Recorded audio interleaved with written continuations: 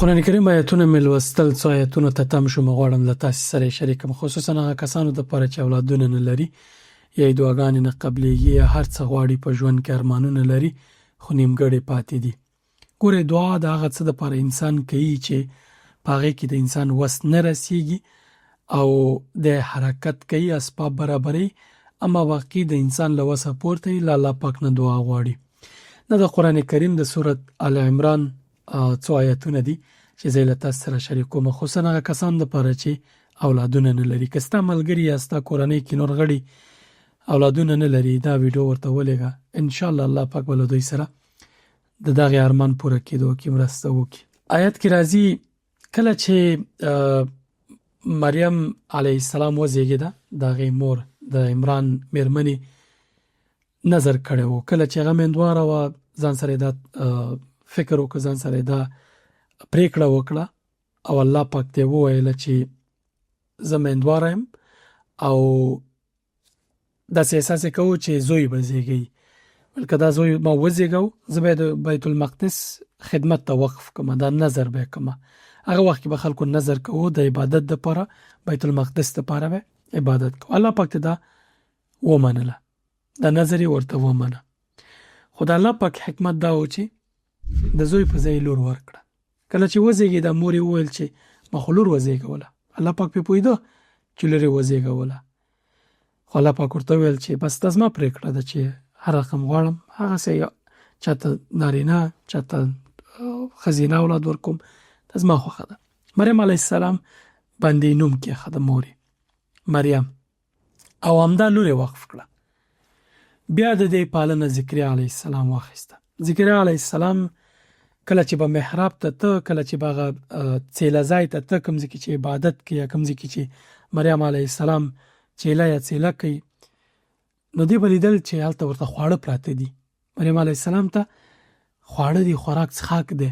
پوښتنه به یې ترې کوله چې انا لکې هذا یا مریم انا لکې هذا، دا له کومه شو تا ته؟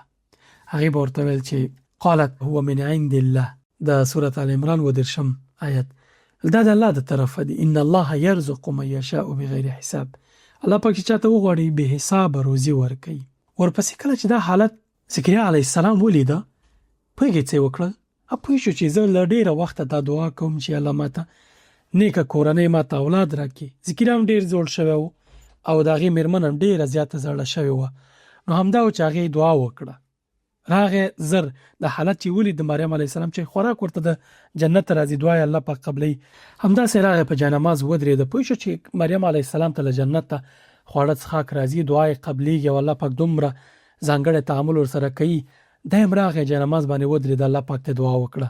الله پاک په قرآن کریم کې د آل عمران سورت 38 آیت کې فرمایي هنالک دعا زکریا ربه. همدا د دې حالت په لیدو باندې ذکریا خپل رب ته دعا وکړه. قال رب هب لي من لدنک ذریة طیبه، زما پروردګاره په خپل قدرت ما ته ښه اولاد په برخه کړه.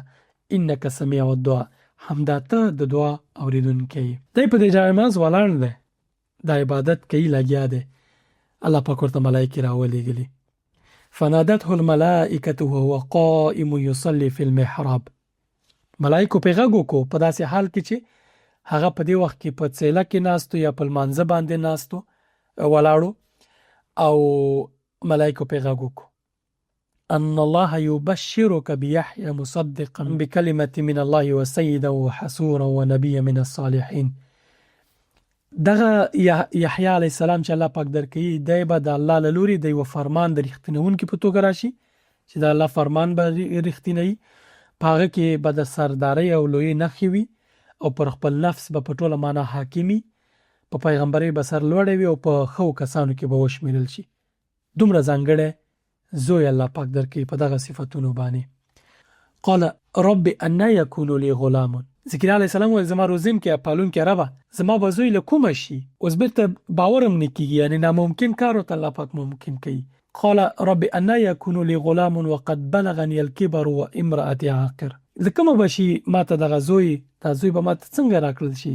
زه خو ډېر زیات سپین ږیری شوی یم او زما ښځه هم شنډه شوې ده، نو زه به څنګه دا اولاد ولرلی شم؟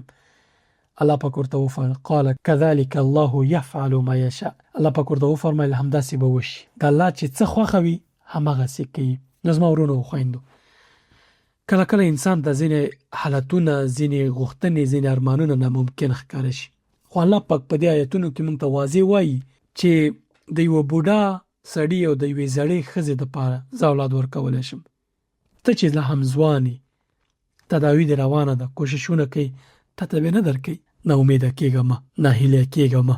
تر ټولو مهمه دا ده چې همداسې یقین په الله لره، په الله پاک باندې ډاډه اوسه. کله چې دعا کوي پوره ډاډه پرې اوسه چې دعا دې قبلوي، او نیک ګمان په الله پاک کوه، او کوششونه او هڅې دې جاري ساته، طبي درملنې دې جاري ساته، ټول کارونه دې کوه، او بیا راځه الله ته درېږه، ځکه ځینې کارونه ناممکن وي او هغه یوازې د الله پاک په وس کې وي.